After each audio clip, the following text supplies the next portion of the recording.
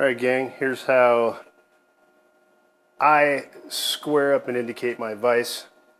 Don't know if it's right or wrong, but it's what's been working, so if you guys have a variant or any input, that'd be great. First thing I start by is, assuming that, well, not assuming, but double checking that everything is level on the table and in the enclosure. And you can see here that my digital level shows us nice and level. So predicated on the fact that the mill is trammed, the table's level, the enclosure's level, everything's good to go, then I'm ready to square up the vise. And so I work off the spindle with my test indicator, and this is the setup for squaring it up. I'm going to use my mouse with the CNC and just kind of do it the easy way. For those of you who got to crank the handle, I assume it'll still work the same way. There's the setup there, little mouse, tooling, running a Linux CNC, and I'm just going to control it here. I'll go ahead and switch it over to draw mode. So let's see, put it in draw mode and just use the mouse.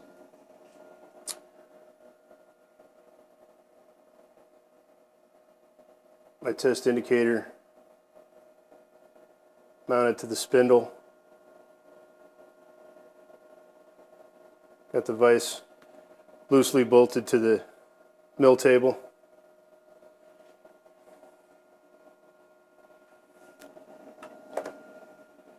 Alright, so we'll drop the Z into the vise here and then bring it in just until it touches. Now, the idea is, at least how I do it, is it doesn't really matter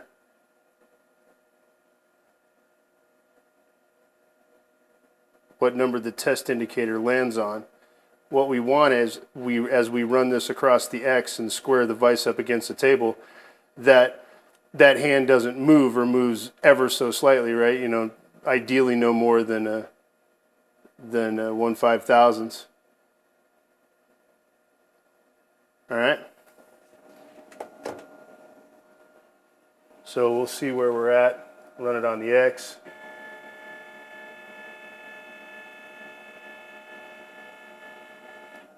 And surprisingly, that's pretty doggone good. We're a little bit out. So let me see if I can get this here on camera.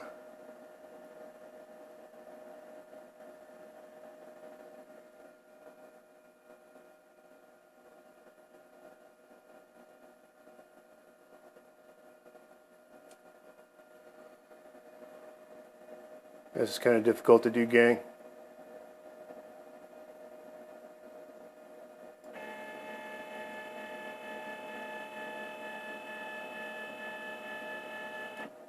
So you can see that we're pretty good across the face of the vise until we get to the end here where it ever so slightly bumps. There.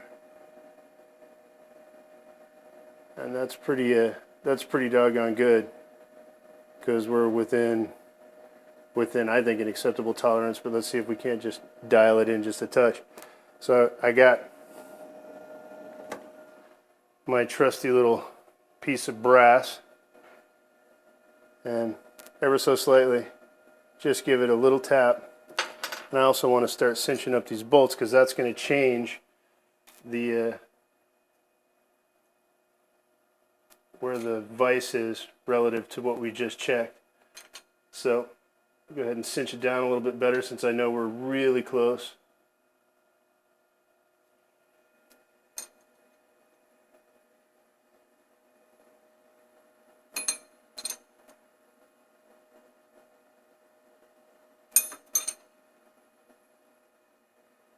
and I'm watching the dial to see how much it's shifting, so I have an idea of how much I need to move, because every twist of the bolt can affect it.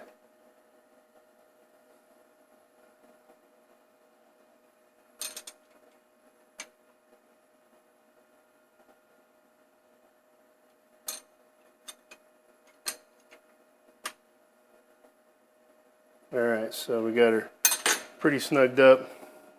I'm going to run it again across the face on the X.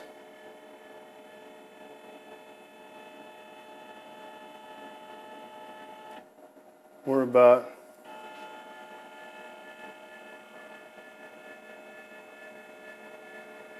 a thousandth out on this side. So ever so slightly, give it a tap. Let's see if I can get this here.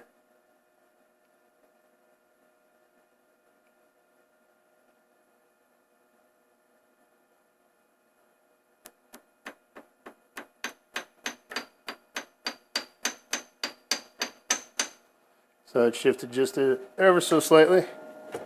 We'll run it across the face again.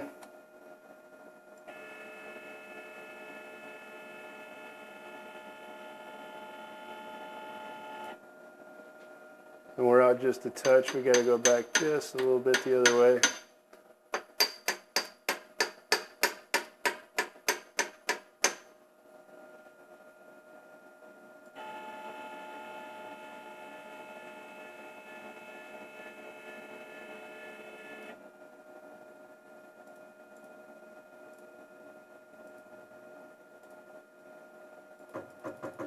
Just bump the Z up a little bit, make sure I'm not bumping it.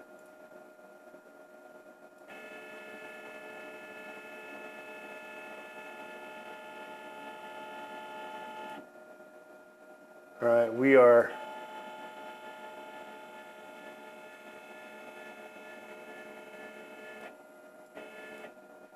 within acceptable specs across the face there.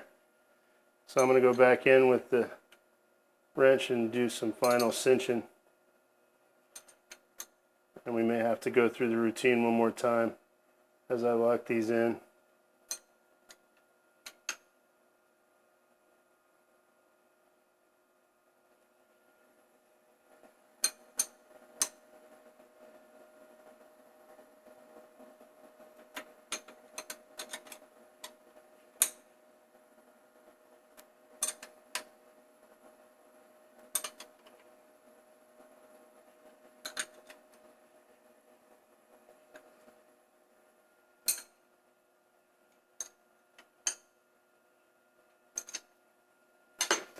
All right, check it again.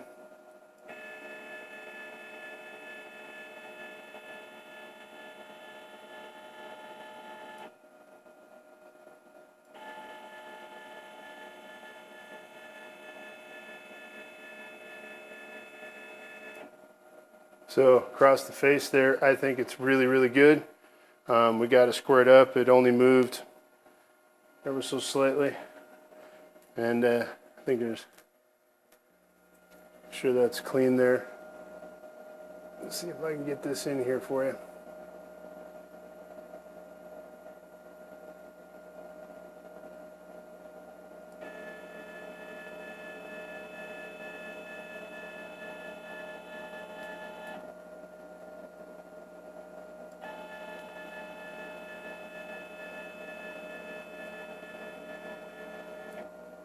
So you see ever so slightly across the face of the mill, it's within, about a 5,000th.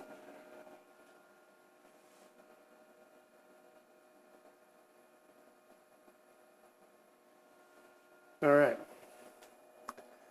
So we can either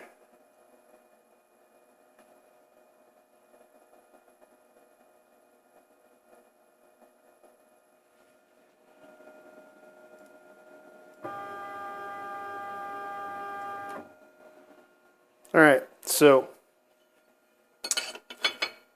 now if I were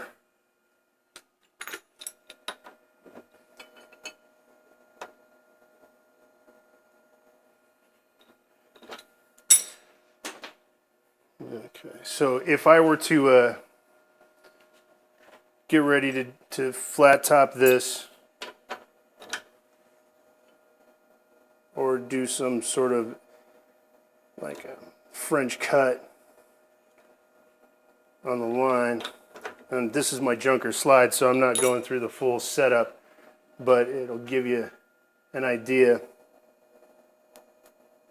So now I can check the indication on the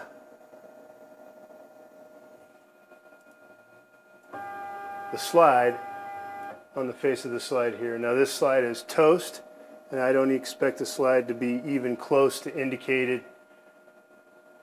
So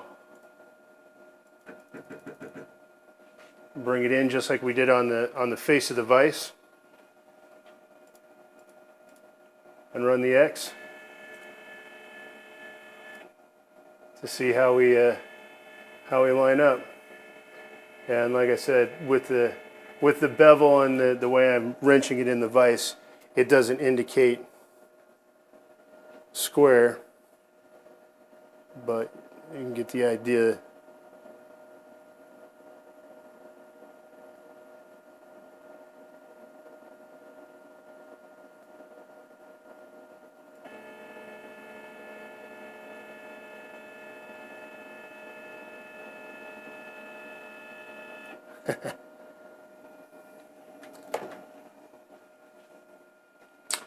So that's how I square up my vise on the table.